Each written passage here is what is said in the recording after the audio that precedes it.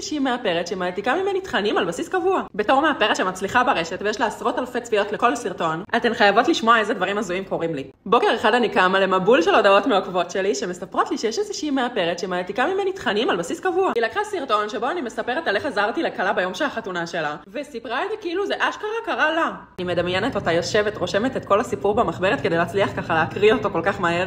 תשמעו, שאפו עליה, היא לא שכחה שוב מילה בסיפור. וכאן בסרטון הזה היא צילמה כאילו יעני מישהו מראיין אותה, ואמרה בדיוק את אותן מילים שאני אמרתי בסרטון פודקאסט שהתראיינתי אליו. אגב, אני לא יכלתי לראות את הסרטונים האלה, כי הבחורה דאגה לחסום אותי, את בעלי ואת הפרופיל של הסטודיו שלי. ומה, לא חשבת שאם תחסמי אותי עדיין העוקבות שלי ידעו שזה תוכן שמועתק ממני וישלחו לי את זה? בזמן שחברות וקולגות אמרו לי לקחת עורך דין ולתבוע אותה. מה, אם היא פוגעת לך ככה בתדמית, לפחות תעשי מזה כסף. מסתבר שעל כל סרטון מועתק אפשר לתבוע על 100,000 שקל. בתכלס מה ההבדל בין לגנוב שיר לבין לגנוב תוכן? אבל אני הבנתי שזה ממש לא שווה את הזמן שלי. במקום הזמן שאני ארוץ לבתי משפט, אני יכולה לכתוב עוד תוכן מקורי, להשיק עוד איזשהו מוצר. שלא נדבר על הבזבוז אנרגיה הזו, אני מעדיפה ללכת לשמח קלה, להרוויח כסף בצורה ישרה. אני כבר מזמן לא מתעסקת בקורבנות של מה אנשים אחרים עשו לי. בסופו של דבר, כשהיא גונבת תוכן, מאוד ברור מי יצר אותו ושהוא גנוב. תחשבי בכלל למה את יוצרת תוכן. הרי את רוצה להביא עלייך לקוחות שיתחברו עלייך, לא לקוחות שאת משקרת להם. ולאותה בחורה שגונבת ממני סרטונים, את הסרטון הזה את לא יכולה להעתיק, סבבה?